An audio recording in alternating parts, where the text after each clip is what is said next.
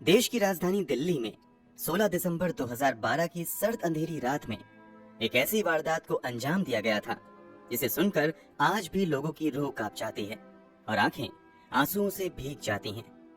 एक चलती बस में 23 साल की मासूम सी लड़की के साथ 6 हैवानों ने दरिंदगी की सारी हदें पार कर दी थी। हम निर्भया केस की बात कर रहे हैं। संभव है कि आपने भी अब तक निर्भया केस के बारे में बहुत कुछ पढ़ा और सुना होगा, लेकिन हम आपको इस केस की कुछ ऐसी बारीकियां बताएंगे जिनके बारे में शायद आपने अब तक नहीं सुना होगा। इसके अलावा हम आपको ये भी बताएंगे कि निर्भया का जिंदा छोड़ा गया दरिंदा आखिर कहां और किस हालत में है। हम आपको निर्भया के एकमात्र जिंदा बचे नाबालिग दरिंदे को 10,000 रुपए और सिलाई मशीन देने के पीछे की भी पूरी कहानी बताएंगे। तो वीडियो में अंत तक जरूर बने रहिए। ध्यान दीजिए कि हमारा मकसद केवल व्यूज और लाइक्स हासिल करना नहीं है, बल्कि आपको सही और निष्पक्ष जानकारी देना है। तो चलिए बिना किसी देरी के वीडियो शुरू करते हैं। इस कहानी की निर्भया का जन्म 10 मई 1990 को दिल्ली में हुआ था। वो अपने 3 भाई बहनों में सबसे बड़ी थी और परिवार की इकलौती बेटी भी थी। निर्भया के माता पिता ने बेटे बेटियों में बिना कोई भेदभाव किए निर्भया को भी अच्छी शिक्षा दी थी और निर्भया को भी बराबरी का मौका दिया था। निर्भया बचपन से ही पढ़ाई में काफी तेज थी और वो हमेशा अपने परिवार वालों की उम्मीदों पर खरे उतरते हुए आगे बढ़ना जारी रखती है। आगे की पढ़ाई करते हुए वो मेडिकल फील्ड में आने का फैसला करती है और फिजियोथेरेपी कोर्स में एडमिशन लेते हुए काफी अच्छे मार्क्स के साथ फिजियोथेरेपी की डिग्री भी हासिल कर लेती है। जब ये घटना घटी थी तब निर्भया फिजियोथेरेपी की ही इंटर्नशिप कर रही थी। बात 16 दिसंबर 2012 की है। दिन रविवार था। छुट्टी का दिन होने की वजह से निर्भया अपने एक दोस्त अवनिंद्र प्रताप पांडे के साथ फिल्म देखने जाने का प्लान बनाती हैं। अवनिंद्र प्रताप पांडे पेशे से सॉफ्टवेयर इंजीनियर हैं और वो उत्तर प्रदेश के गोरखपुर के रहने वाले हैं। उन दिनों सिनेमा घरों में आमिर खान की फिल्म तलाश लगी हुई थी। फिल्म की काफी चर्चा थी, इसलिए निर्भया अपने दोस्त के साथ तलाश फिल्म देखने का प्लान बनाती हैं और ये दोनों पब्लिक ट्रांसपोर्ट से फिल्म देखने के लिए PVR select city walk Saket चले जाते हैं। जब ये लोग सिनेमा हॉल तक आते हैं तो वहाँ काफी भीड़ होती है और इन्हें फिल्म का टिकट नहीं मिल पाता है। इसलिए ये दोनों तलाश फिल्म देखने की बजाय लाइफ ऑफ पाई नाम की फिल्म देखने का फैसला करते हैं। इवनिंग शो में लाइफ ऑफ पाई देखने के बाद निर्भया और पांडे अपने अपने घर जाने के लिए ऑटो का इंतजार करने लगते हैं। वैसे तो रात बहुत ज्यादा नहीं हो रही थी, फिर भी ठंड ज्यादा होने की वजह से ऑटो बहुत कम आ रहे थे और जो जा भी रहे थे वो मीटर की बजाय मुंह मांगी कीमत पर जाने की बात कर रहे थे। कुछ देर की जद्दोजहद के बाद एक ऑटो वाला मिलता है जो इन्हें लेकर चलने को तैयार हो जाता है, मगर वो इन दोनों को मुनेरका बस स्टैंड तक ही लाने के लिए राजी होता है। ये दोनों सोचते हैं कि मुनेरका से बस लेकर द्वारका तक चले जाएंगे, इसलिए ये दोनों ऑटो से चलकर मुनेरका बस स्टैंड तक आ जाते हैं। मुनेरका बस स्टैंड आने के बाद ये दोनों थोड़ी देर इंतजार करते रहते हैं, मगर इन्हें अपने डेस्टिनेशन तक जाने के लिए सही सवारी नहीं मिलती है। हालांकि जब रात के लगभग 9:30 बज रहे होते हैं तभी एक सफेद कलर की काले शीशे वाली बस वहां से गुजरती है। बस के गेट से एक लड़का चिल्लाते हुए इन लोगों से पूछता है कि कहाँ जाना है। जवाब में निर्भया का दोस्त कहता है द्वारका। बस वाला कहता है कि हम भी वहीं जा रहे हैं। इसके बाद निर्भया अपने दोस्त के साथ इसी बस में बैठ जाती है। जब निर्भया और उसके दोस्त बस के अंदर जाते हैं तो देखते हैं कि बस के अंदर 3 और सवारी है, इसलिए ये दोनों भी निश्चिंत होकर बस में ही बैठ जाते हैं। बस के अंदर मौजूद एक लड़का इन दोनों से मुनिरका से द्वारका तक जाने के लिए किराए के तौर पर 10-10 रुपए भी ले लेता है। हालांकि जब ये दोनों टिकट मांगते हैं तो वो बदतमीजी करने लगता है। बस वालों द्वारा टिकट ना देना उन दिनों कोई नई बात नहीं थी, इसलिए दोनों खामोश होकर बस के अंदर ही बैठ जाते हैं और अपनी मंजिल पर पहुंचने का इंतजार करने लगते हैं। मगर किसे मालूम था कि उनका इंतजार बस इंतजार बनकर ही रह जाएगा। कुछ देर तक तो बस अपने रास्ते पर आगे बढ़ती रहती है, मगर थोड़ी देर के बाद ड्राइवर बस को निर्धारित रूट से हटाकर दूसरे रास्ते पर मोड़ देता है। इस बात का अंदाजा होते ही निर्भया का दोस्त तुरंत बस के अंदर मौजूद लोगों से इस पर सवाल करना शुरू कर देता है। इस सवाल का सही ढंग से जवाब देने की बजाय बस का दूसरा स्टाफ निर्भया के दोस्त के साथ ही बदतमीजी करने लगता है और उससे पूछने लगता है कि तुम दोनों आखिर कौन हो और इतनी रात में अकेले क्या कर रहे थे। जब निर्भया और उसके दोस्त बस के अंदर गए थे तब इन लोगों ने देखा था कि 3 बस स्टाफ के अलावा 3 लोग पैसेंजर सीट पर बैठे हुए थे। उन्हें लगता है कि वो तीनों पैसेंजर ही हैं, मगर थोड़ी ही देर बाद साफ हो जाता है कि वो तीनों पैसेंजर नहीं बल्कि बस स्टाफ के ही साथी हैं। अब ये सभी 6 लोग मिलकर निर्भया के दोस्त के साथ बदतमीजी करने लगते हैं और उसे उकसाना शुरू कर देते हैं। जब निर्भया का दोस्त जवाब देने लगता है तो इस पर बस के अंदर मौजूद भी सभी उसके साथ हाथापाई करने लगते हैं और उसे मारना शुरू कर देते हैं। पहले तो वो निर्भया के दोस्त को लात घूंसों से मारते हैं और फिर इसी लड़ाई के दौरान एक लड़का बस के अंदर इस्तेमाल होने वाली एक बड़ी सी लोहे की रॉड निकालता है और उसके सर पर दे मारता है। इस कारण निर्भया का दोस्त वहीं पर बेहोश होकर गिर जाता है। अब आगे निर्भया के साथ रूह कपा देने वाली दरिंदगी का सिलसिला शुरू होता है। निर्भया के दोस्त को मारने पीटने के बाद जब ये लोग देखते हैं कि वो लड़का बेहोश हो गया है, तो अब ये सभी निर्भया को खींचते हुए बस की पिछली सीट पर ले जाते हैं। अब यहाँ जो कुछ भी निर्भया के साथ होता है उसे हम शब्दों में भी बयां नहीं कर सकते हैं। बस चलती रहती है और निर्भया के साथ दरिंदगी अंजाम दी जाती रहती है। ये सिलसिला 2-2.5 घंटे तक चलता रहता है। इस दौरान बस के बगल से कई बार पुलिस की गाड़ी भी गुजरती है। बस खुद भी कई थानों के बगल से गुजरती है, मगर कोई भी इस बस को रोकता नहीं है और बारी बारी से बस के अंदर मौजूद सभी 6 दरिंदे निर्भया के शरीर को नोचते रहते हैं। चूंकि निर्भया का दोस्त सर पर हुए लोहे की रॉड की वार की वजह से बेहोश हो गया था, इसलिए वो निर्भया की मदद करने की स्थिति में नहीं था। 6 लोगों के साथ लड़ना अकेले निर्भया के लिए संभव नहीं था। फिर भी निर्भया अपनी पूरी हिम्मत लगाते हुए उन दरिंदों के साथ लड़ती है और बाद में हुए खुलासे के मुताबिक 3 में से 6 दरिंदों पर वो कई वार करती है और कईयों को वो काट कर बचने की भी कोशिश करती है, मगर अफसोस ऐसा हो नहीं पाता है। जब उन सभी दरिंदों का मन भर जाता है तो ये सभी मिलकर निर्भया को बस से बाहर फेंक कर उसे कुचलते हुए एक्सीडेंट का रूप देने का प्लान बनाते हैं। मगर उससे पहले ये लोग मिलकर तय करते हैं कि निर्भया का दोस्त भी मर जाना चाहिए। इसलिए एक बार फिर से निर्भया के दोस्त के सर पर दोबारा लोहे की रॉड से वार किया जाता है और फिर दोनों को चलती बस से ही फेंक दिया जाता है। बस से फेंकने से पहले इन दोनों के कपड़े भी वो दरिंदे उतार लेते हैं और इनके पास मौजूद मोबाइल समेत दूसरे सभी सामान लूट लेते हैं। अभी रात के लगभग 11 बज रहे थे। बस के अंदर मौजूद दरिंदों ने निर्भया के दोस्त की जान लेने की पूरी कोशिश की थी, मगर वो उसकी जान नहीं ले पाते हैं। इस कारण बस से फेंके जाने के बाद निर्भया का वही दोस्त कुछ होश में आने के बाद लोगों से मदद की गुहार लगाने लगता है, मगर काफी लोग उसे नजरअंदाज करके निकल जाते हैं। हालांकि एक अनजान व्यक्ति इन दोनों को बुरी हालत में देखकर पुलिस को फोन करता है और थोड़ी ही देर बाद पुलिस की एक टीम भी वहां पर पहुंच जाती है और तुरंत दोनों को सफदरगंज अस्पताल में भर्ती करवाया जाता है। निर्भया के साथ कितनी बर्बरता की गई थी, इसका अंदाजा आप इस बात से लगा सकते हैं कि निर्भया की आंत बाहर निकल चुकी थी, बेतहाशा ब्लीडिंग हो रही थी, पूरा शरीर चूर चूर हो चुका था और उसके शरीर के अंदर लोहे की रॉड डाली गई थी।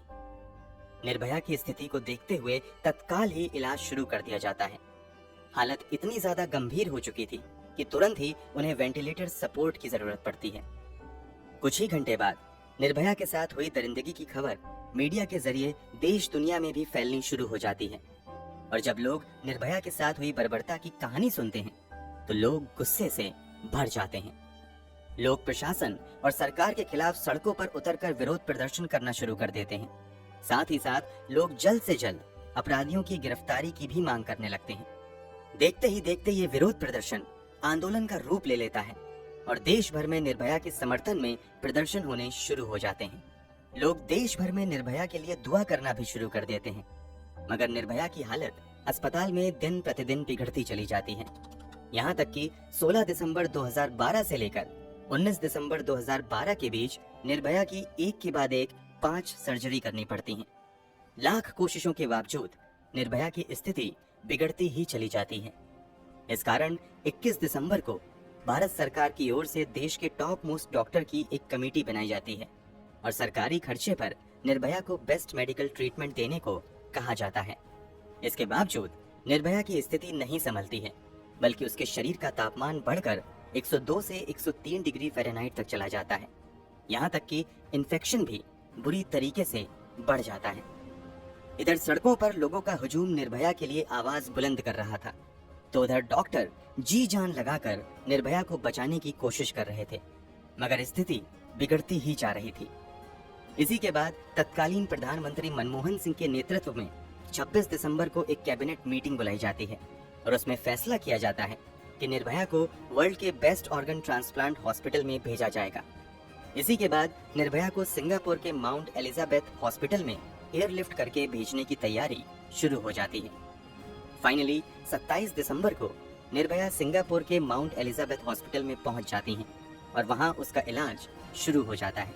मगर यहां आते ही निर्भया की हालत और भी ज्यादा बिगड़ जाती है और 29 दिसंबर को स्थानीय समय अनुसार सुबह के 4:45 पर निर्भया इस दुनिया को छोड़कर हमेशा हमेशा के लिए चली जाती हैं।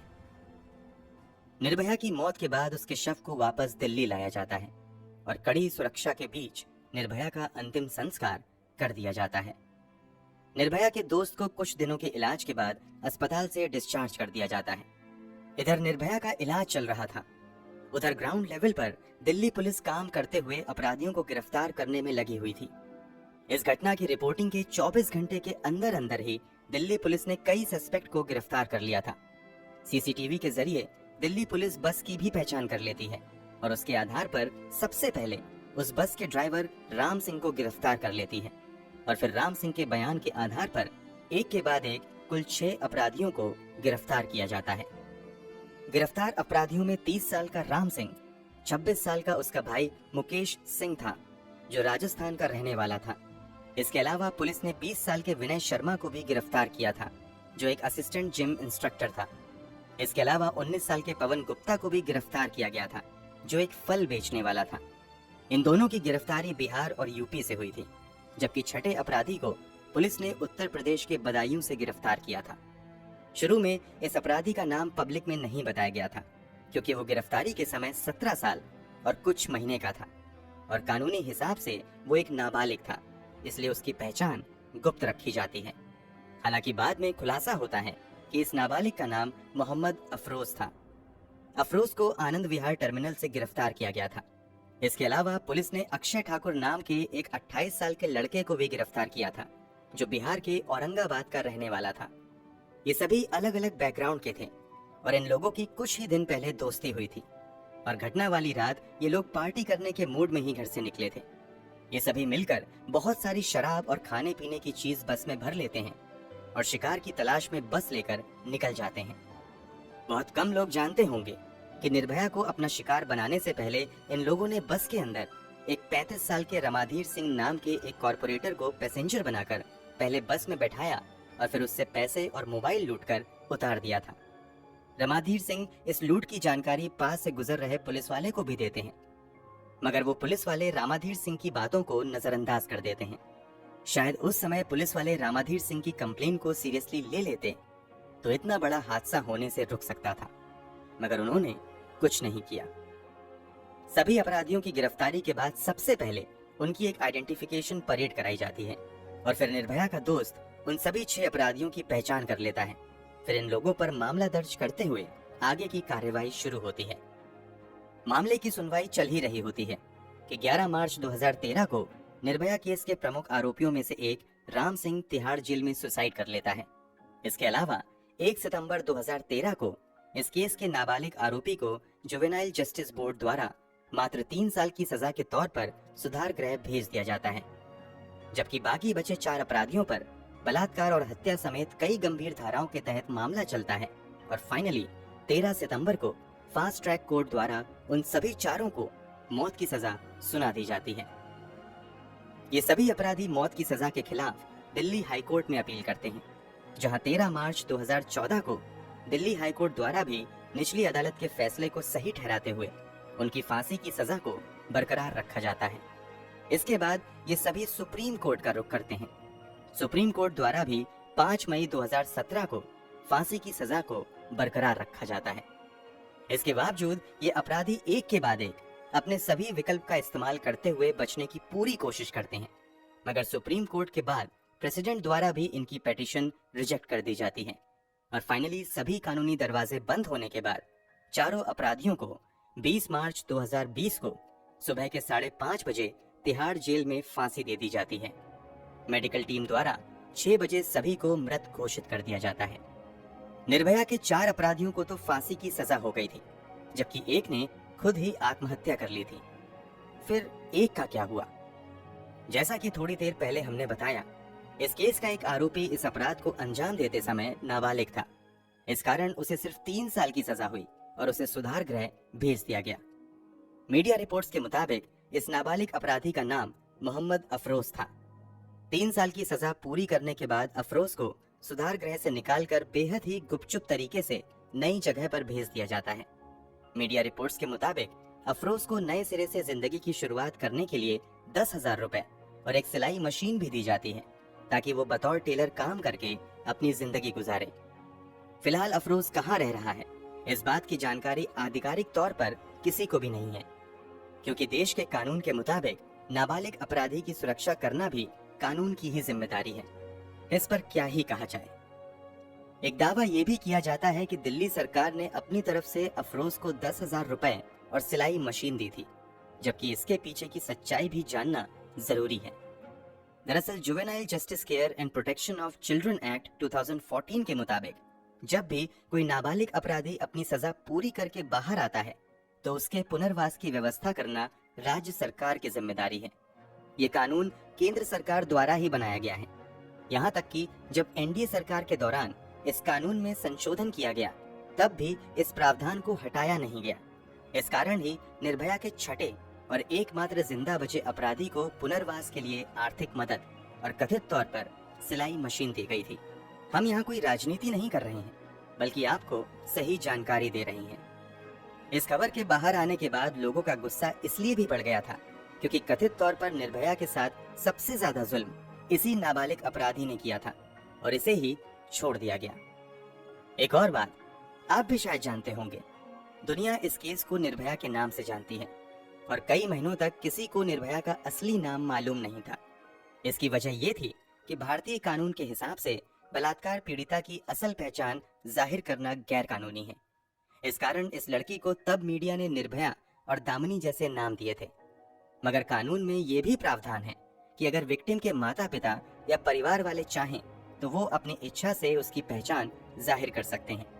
इसी कानून का हवाला देते हुए निर्भया के परिवार वालों ने मीडिया में बयान दिया कि उनकी बेटी ने ऐसा कुछ नहीं किया है जिससे उसकी पहचान छिपानी पड़े, बल्कि हमारी बेटी ने जिस बहादुरी से दरिंदों से मुकाबला किया उस पर तो हमें गर्व है।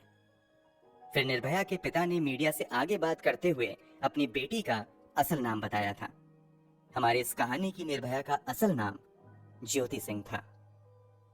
इस कामना के साथ कि ज्योति की आत्मा को शांति मिले, हम कहानी यहीं पर खत्म करते हैं। दोस्तों, आपके अनुसार देश में बलात्कार के मामलों को कम करने के लिए सरकार को क्या कदम उठाने चाहिए? कमेंट बॉक्स में जरूर बताएं। इस वीडियो को लाइक करते हुए शेयर भी करें ताकि जानकारी दूसरे लोगों तक भी पहुंच सके। अगर आपने अब तक इस चैनल को सब्सक्राइब नहीं किया है तो जाने से पहले जल्दी से चैनल को सब्सक्राइब कर बेल आइकन दबा दीजिए, ताकि आपको हमारे सभी लेटेस्ट वीडियो की जानकारी तुरंत मिलती रहे। धन्यवाद।